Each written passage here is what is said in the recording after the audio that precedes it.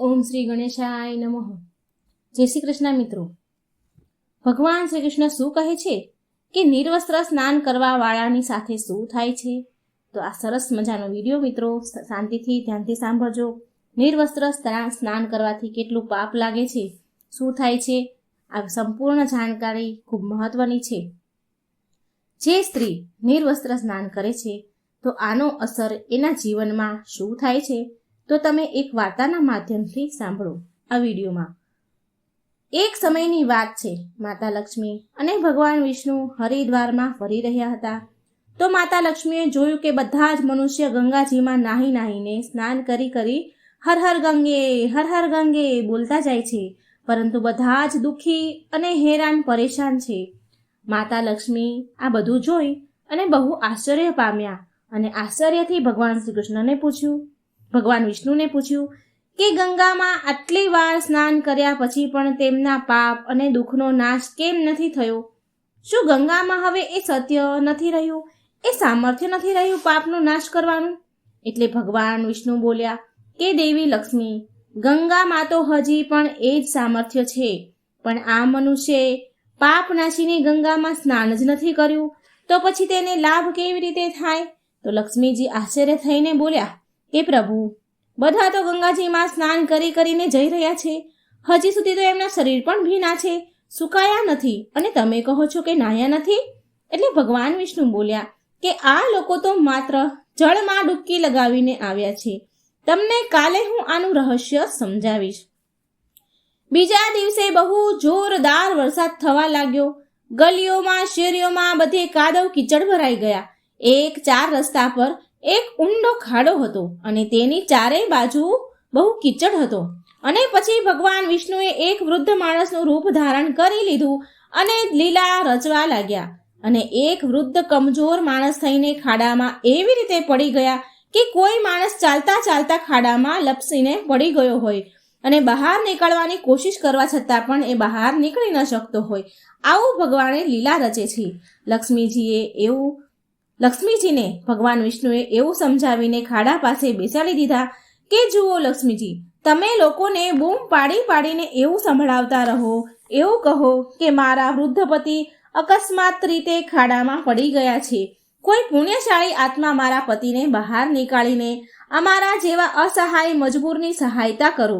અને ભગવાન વિષ્ણુએ એ પણ સમજાવ્યું કે જ્યારે કોઈ વ્યક્તિ મને ખાડામાંથી બહાર નીકાળવા તૈયાર થઈ જાય તો એટલું જરૂર કહી દેજો એને કે મારા પતિ સર્વથા એટલે કે સંપૂર્ણ રીતે નિષ્પાપ છે, તો એ જ વ્યક્તિ એને અડી શકે જે પોતે નિષ્પાપ હોય, જેને કોઈ પાપ ન કર્યું હોય. તો તમે નિષ્પાપ છો તો જ મારા પતિને હાથ અડાડજો, નહીં તો હાથ લગાડતા જ તમે ભસ્મ થઈ જશો. આટલું તમે એ વ્યક્તિને કહી દેજો. લક્ષ્મીજી સારું કહીને ખાડાના કિનારે બેસી ગયા. ગરીબ સ્ત્રીનું સ્વરૂપ લઈને ત્યાં બેસી ગયા અને ત્યાંથી આવવા જવા વાળાને બૂમો પાડી સંભળાવતા રહ્યા કે જે ભગવાન વિષ્ણુએ શીખવાડ્યું હતું માં લક્ષ્મીને.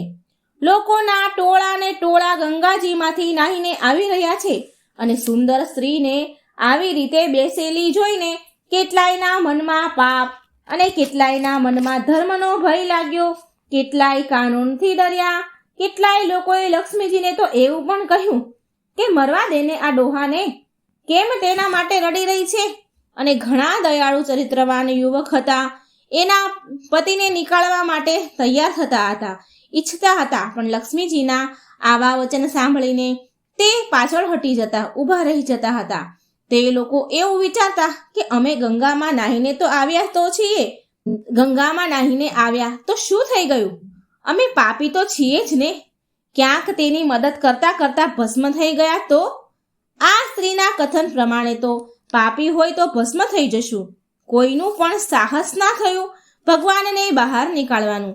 સેંકડો લોકો આવ્યા અને ગયા, સેંકડો લોકોએ પૂછ્યું અને ચાલ્યા ગયા. આમને આમ સંધ્યા થઈ ગઈ ત્યારે ભગવાન વિષ્ણુએ માતા લક્ષ્મીને કહ્યું કે જોયું ને દેવી લક્ષ્મી, તમે પૂછ્યું ને બધાને, કોઈ આવ્યું સાચા હૃદયથી ગંગાજીમાં સ્નાન કરનારું? ત્યારે થોડી વાર થઈ પછી એક યુવક હાથમાં લોટો લઈને હર હર ગંગે બોલતા નીકળ્યો. તો લક્ષ્મીજીએ તેને પણ એ જ વાત કહી. ભગવાને સમજાવી હતી તે, પણ આ યુવકનું હૃદયમાં કરુણા હતી.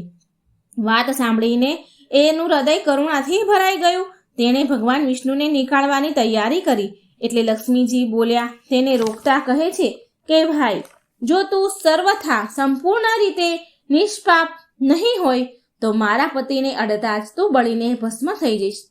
મા લક્ષ્મીની વાત સાંભળીને એ યુવકે કોઈ સંકોચ વગર દ્રઢ નિર્ણય સાથે મા લક્ષ્મીને કહ્યું કે માતા, મારા નિષ્પાપ થવામાં તમને સંકોચ કેમ છે?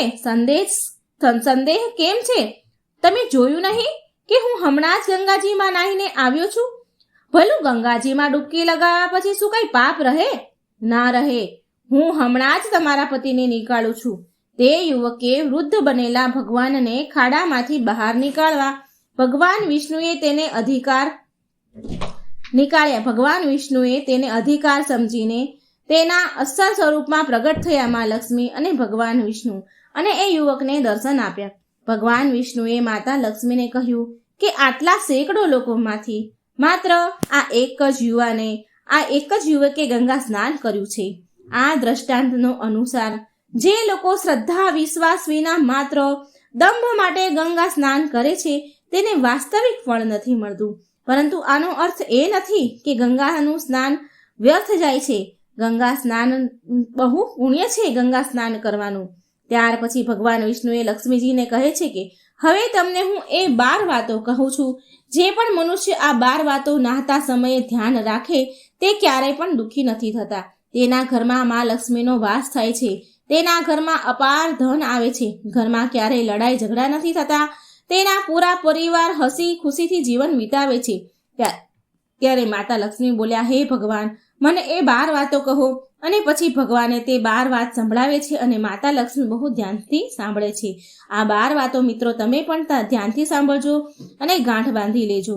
ભગવાન વિષ્ણુ બોલ્યા, લક્ષ્મીજી, આ 12 વાત કહ્યા પછી એક વાત હું બીજી તમને કહીશ. જે સ્ત્રીઓ નિર્વસ્ત્ર સ્નાન કરે છે એના માટે આ વાત બહુ મહત્વપૂર્ણ છે. તો હે લક્ષ્મીજી, આ વાત બહુ ધ્યાનથી સાંભળો. પછી ભગવાન વિષ્ણુ કહે છે કે સ્નાન કરવાથી શરીર નિરોગી રહે છે અને મન પ્રસન્ન રહે છે. નહાવાથી શારીરિક શાંતિ અને સુંદરતાનું આકર્ષણ વધે છે. જો આ નિત્ય કર્મ દરમિયાન આ વાતોનું ધ્યાન રાખવામાં આવે તો આધ્યાત્મિક કરતાં પણ વધારે લાભ મળે છે. નંબર 1, સ્નાન કર્યા પછી પૂજાપાઠ વગેરે કામ કરવા યોગ્ય બનીએ છીએ, માટે વહેલી સવારે જ સ્નાન કરવું યોગ્ય છે. નંબર 2, શાસ્ત્રોમાં કહેવામાં આવ્યું છે કે સ્નાન કરવાથી આ 10 ગુણોની પ્રાપ્તિ થાય છે: રૂપ, તેજ, આયુ, બલ, પવિત્રતા, આરોગ્ય, નિર્લોકતા, તપ અને મેઘા. નંબર 3, ધન, પુષ્ટિ અને આરોગ્ય, સારું સ્વાસ્થ્ય ઈચ્છવા વાળાને બધી જ ઋતુઓના બધી જ મોસમમાં રોજ સ્નાન કરવું જોઈએ. નંબર 4, શાસ્ત્રોમાં કહેવાયું છે કે સવારે સ્નાન કરવાથી પાપનો નાશ થાય છે અને પુણ્ય મળે છે. એવું કહેવાય છે કે સવારે નાહવા વાળા પાસે નકારાત્મક શક્તિઓ નથી ભટકતી, માટે સવારે સ્નાન કરવું શુભ મનાય છે. નંબર 5, બીમારીની હાલતમાં માથાથી નીચે જ સ્નાન કરવું જોઈએ. ભીના કપડાથી શરીર લૂછવું એ પણ એક રીતનું સ્નાન જ કહેવાય છે. નંબર 6, સવારે સૂર્ય ઉદય થાય તે પહેલા સ્નાન કરવું સર્વશ્રેષ્ઠ સ્નાન ગણવામાં આવ્યું છે. નંબર 7, શરીરમાં તેલ લગાવીને તેલથી શરીર મસળીને માલિશ કરીને નદીમાં નાહવું મનાય છે. આની જગ્યાએ શરીરને સાફ કરીને લૂછીને પછી નદીમાં ડૂબકી લગાવી શકાય છે. નંબર 8, જે ઘાટ પર કપડાં ધોવામાં આવે તે પાણીને અપવિત્ર માનવામાં આવે છે, માટે ત્યાંથી થોડે દૂર જઈને નાહવું જોઈએ. નંબર 9, નદીમાં 11 કે 21 ડૂબકી લગાવી શુભ માનવામાં આવ્યું છે. નંબર 10, પવિત્ર નદીઓમાં કપડાં નીચવવા મનાય છે. નદીઓમાં ક્યારેય કોઈ રીતની ગંદકી ન કરવી જોઈએ. નંબર 11, નળની તુલનામાં ઝરણાનું પાણી અને ઝરણાની તુલનામાં નદીનું પાણી, નદીની તુલનામાં પવિત્ર તીર્થનું પાણી અને પવિત્ર તીર્થના પાણીની તુલનામાં ગંગાજળ પવિત્ર માનવામાં આવે છે. ગંગા માતાનું કથન છે. નંબર 12, ગંગા માતાનું કથન છે કે સ્નાન કરતી વખતે કોઈ પણ જગ્યાએ વ્યક્તિ ગમે ત્યાં હોય તો મારું માત્ર સ્મરણ કરશે તો હું તેના જળમાં આવી જઈશ. આ 12 વાત કહ્યા પછી ભગવાન વિષ્ણુ બોલ્યા કે લક્ષ્મીજી, હવે સાંભળો, હું તમને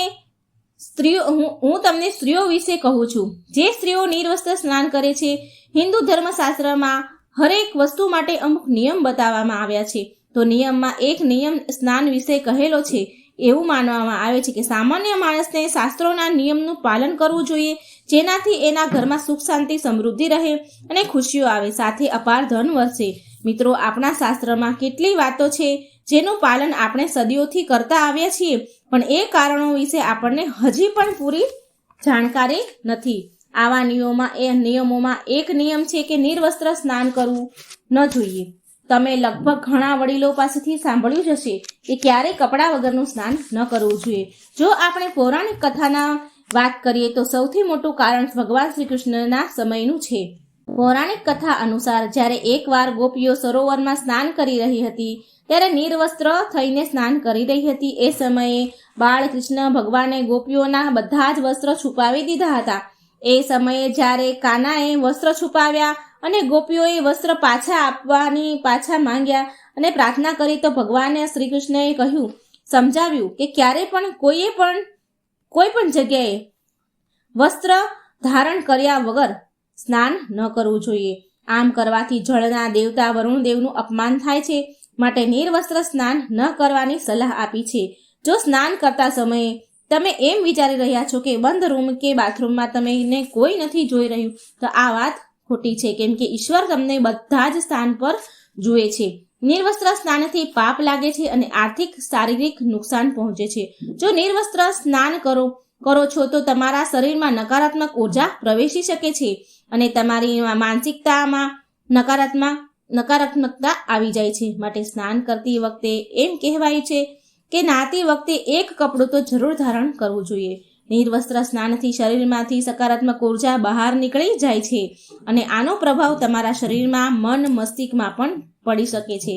ગરુડ પુરાણ અનુસાર જ્યારે તમે સ્નાન કરો છો તો તમારા પિતૃ તમારી આસપાસ મોજૂદ હોય છે. જો તમે નિર્વસ્ત્ર સ્નાન કરો છો તો તમને પિતૃદોષ પણ લાગી શકે છે. આવી રીતે સ્નાન કરવાથી તમારા પિતૃને તૃપ્તિ નથી મળતી અને આ જ ઘરોમાં પિતૃદોષનું કારણ બની શકે છે. પિતૃ વસ્ત્રથી પડવાવાળા પાણીને ગ્રહણ કરે છે, જેનાથી તેમની તૃપ્તિ થાય છે. નિર્વસ્ત્ર સ્નાન કરવાથી પિતૃ નારાજ થઈ જાય છે, જેનાથી વ્યક્તિનું તેજ, બળ, ધન નષ્ટ થાય છે. માટે પણ કહેવાય છે કે નિર્વસ્ત્ર સ્નાન ન કરવું જોઈએ. પુરાણો અનુસાર નહાવાવાળું જે પાણી છે તે પૂર્વજોના ભાગમાં જાય છે અને નિર્વસ્ત્ર થઈને નાહવાથી અને પિતૃઓની સમક્ષ કપડા વિના સ્નાન કર્યું મનાય છે.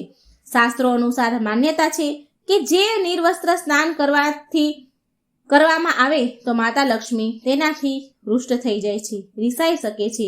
આનાથી તમારી કુંડળીમાં ધનહાનિનો યોગ પણ બની શકે છે અને તમારી આર્થિક સ્થિતિ ખરાબ થઈ શકે છે.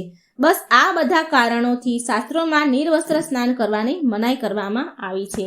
તો મિત્રો, હું આશા રાખું છું કે આ વિડીયોમાં તમને ઘણી બધી માહિતી જાણવા મળી હશે.